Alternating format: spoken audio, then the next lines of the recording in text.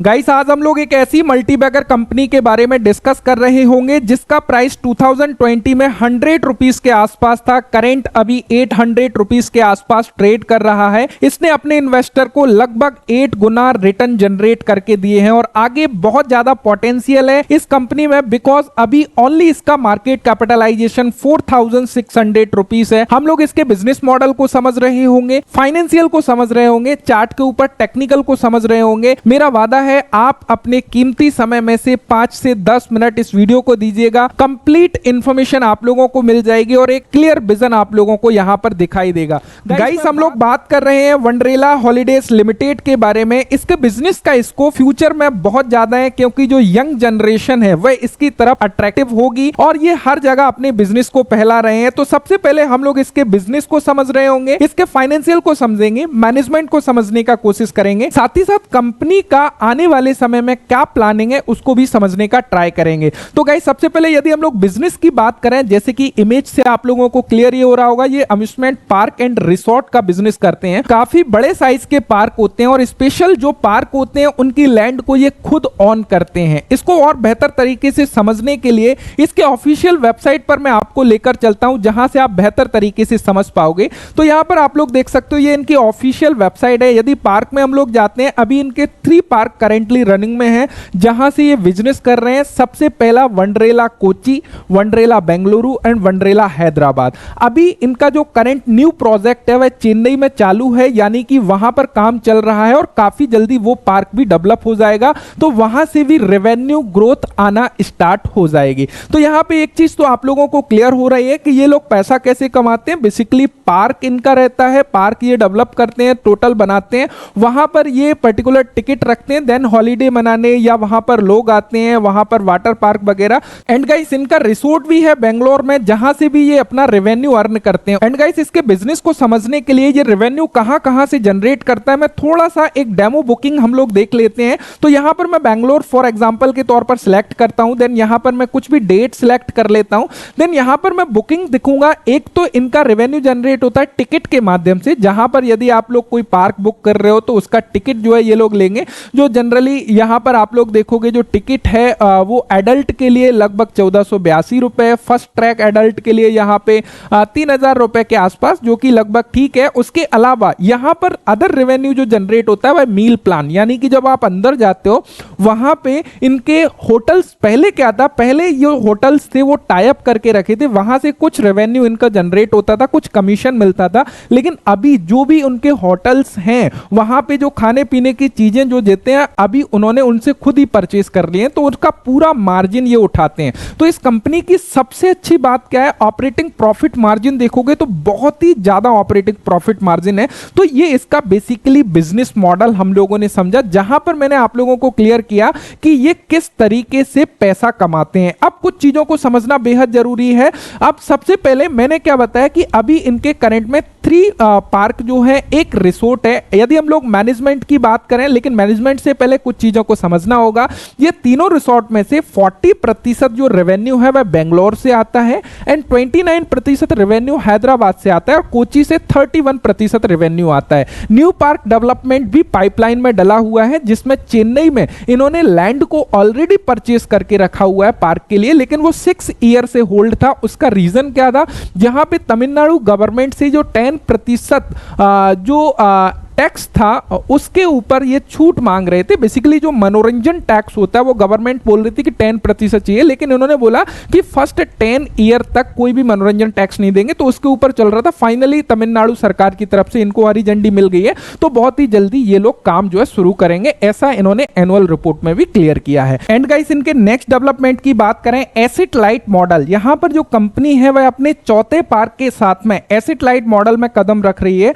यहां पर उड़ीसा गवर्नमेंट ने इनको 50 एकड़ का प्लॉट लीज पर दिया हुआ है, जहां पर ये बोल रहे हैं कि हम लोग अपना चौथे पार्क का डेवलपमेंट चल रहा है, जो कि मिड 2024 तक इनका काम वहां पे चालू हो जाएगा। तो आप लोग अभी समझ सकते हो कि 3 पार्क से इनका रेवेन्यू जनरेट हो रहा है, जहां से बहुत बढ़िया ये प्रॉफिट कर रहे हैं। यदि इनके अलग अलग स्टेट में पार्क लगते हैं तो वहां पर आप लोग समझ सकते हो कि इनका रेवेन्यू आगे कितना ग्रोथ होने वाला है। उसके अलावा ये फोकस क्या कर रहे हैं, यहां पर आगे ये फोकस करेंगे डिजिटल मार्केटिंग के ऊपर एंड यहाँ पर एडवर्टाइजिंग करेंगे। उसके अलावा यहाँ पे इन्होंने क्लियर करा है कि ये लोग एक्सप्लोरिंग कर रहे हैं कहां कहां पर। यदि बात करें मध्य प्रदेश, पंजाब एंड गोवा में भी ये अपने पार्क का निर्माण करेंगे। तो बेसिकली इनका जो टारगेट है वह है कि एवरी 3 ईयर में हम लोग एक नए पार्क को बनाएं। और सबसे अच्छी खास बात क्या है, यदि इसके हम लोग फाइनेंशियल को देखेंगे तो आप लोग इनका एक बहुत अच्छा आदत मुझे लगा कि इनको बोरिंग लेने का आदत नहीं है। ये लोग कर्जे पर काम नहीं करते, पहले खुद रेवेन्यू जनरेट करते हैं, देन उसके बाद में आप लोग देखोगे यहां पर बोरोइंग में 22 करोड़ से यहां पर देखोगे 7 करोड़, यानी कि कोई कर्जा इन्होंने लिया भी है तो उसको बहुत ही जल्दी खत्म किया है। तो कंपनी जो है डेट फ्री कंपनी है। तो ये चीज आप लोग समझिएगा कि कितनी अच्छी हैबिट है कि ये कर्जे में काम नहीं करते। उसके अलावा इनका एक और जो सबसे अच्छी बात है वो गाइस यहां पे आप लोग यदि देखते हो, यहां पे ऑपरेटिंग प्रॉफिट मार्जिन यदि आप लोग देखोगे तो यहां पर देख सकते हो 63%, 43%, 50%। तो ऑपरेटिंग प्रॉफिट मार्जिन इनके काफी बढ़िया नजर आते हैं। उसके अलावा यहां पर थोड़ा सा देखोगे, यदि सेल्स यदि हम लोग देखते हैं तो यहां पर 2012 में जो सेल्स 113 करोड़ की थी वो आज बढ़कर लगभग 463 करोड़ की हो चुकी है। उसके अलावा जिनका जो नेट प्रॉफिट 30 करोड़ का था 2012 में, लगातार ग्रो करता आ रहा है। यदि हम लोग कोविड को छोड़ दें, अभी लगभग वो 169 करोड़ का प्रॉफिट जो है कमा रही है। तो कंपनी की ग्रोथ अच्छी है, कंपनी का बिजनेस मॉडल बहुत अच्छा है, ऑपरेटिंग प्रॉफिट बहुत बढ़िया है। उसके अलावा गाइस यदि हम लोग अदर चीज देखें बैलेंस शीट में तो यहां पर शेयर कैपिटल एंड रिजर्व को देखोगे, जिस कंपनी के पास में 52 करोड़ था उसके पास में अभी रिजर्व 893 करोड़ हो गया है, यानी कि कंपनी अपने साइज को भी धीरे धीरे ग्रो कर रही है। उसके अलावा यहां पर CWIP में देखोगे जो अंडर कंस्ट्रक्शन बेसिकली है वो उसमें भी यहां पर 42 करोड़ डला हुआ है, यानी कि किसी ना किसी प्रोजेक्ट के ऊपर ये काम कर रहे हैं। जैसा कि हमने देखा कि चेन्नई के प्रोजेक्ट के ऊपर ये काम कर रहे हैं, इन्होंने एनुअल रिपोर्ट में क्लियर मेंशन किया हुआ है। तो यहां पर ये CWIP जब वर्किंग में आएगा तो आप लोग समझ सकते हो अगेन इनके रेवेन्यू में ग्रोथ होने वाला है। उसके अलावा यहां पर यदि हम लोग शेयर होल्डिंग पैटर्न को देखते हैं तो यहां पर आप लोग देखोगे मैक्सिमम शेयर होल्डिंग पैटर्न ये अपने होल्ड करके रखे हैं 69.72% यहां पे आप लोग देख सकते हो। एंड FII के पास भी यहां पर 4% शेयर होल्डिंग है, DII के पास यहां पे 4% है एंड पब्लिक के पास में 21%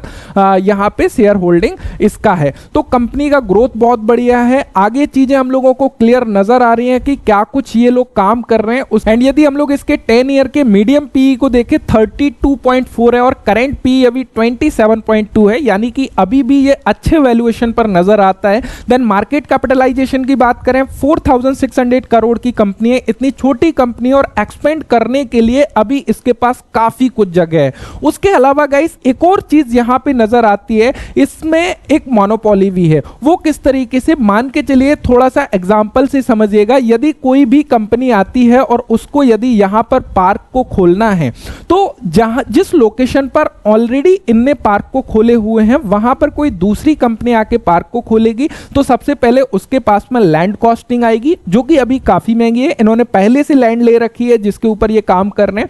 उसके अलावा गाइस जब कोई भी कंपनी वहां पर अपना पार्क खोलेगी तो ये लोग यदि अपने पार्क के प्राइस को, जो टिकट के प्राइस को कम कर सकते हैं, बेसिकली इनका ऑलरेडी रनिंग में है, वो या तो बोरोइंग लेंगे इतना खर्चा करने के लिए, यदि वो कर्जा लेते हैं वहां पर उनका इंटरेस्ट कॉस्ट आएगा, यानी कि उनको ब्याज देना पड़ेगा उस पैसे के लिए, तो वहां पर वो अपने प्राइस को कम नहीं कर सकते। तो एक कॉम्पिटिटिव एडवांटेज भी इनके पास में ऑलरेडी है, तो बहुत बढ़िया नजर आता है। साथ ही साथ यदि मैनेजमेंट की हम लोग बात करें तो मिस्टर अरुण कुमार जो है ये जो है विदेश गए हुए थे ये सारे रिसर्च करने के लिए, जहां पर ये अलग अलग पार्क को इन्होंने देखा समझा। तो बेसिकली काफी इन डेप्थ इनको नॉलेज है, इस वजह से इस बिजनेस को ये बहुत बढ़िया तरीके से कर रहे हैं और आई होप आगे भी बहुत बढ़िया तरीके से करेंगे। साथ ही साथ गवर्नमेंट भी इनको सपोर्ट कर रही है एंड इनवाइट कर रही है, जैसे कि मध्य प्रदेश की गवर्नमेंट ने इनको अप्रोच किया है कि हमारे यहाँ आइए, पार्क खोलिए, पंजाब में, गोवा में। क्या रीजन है? क्योंकि यहाँ पे गवर्नमेंट को भी टैक्स मिलेगा,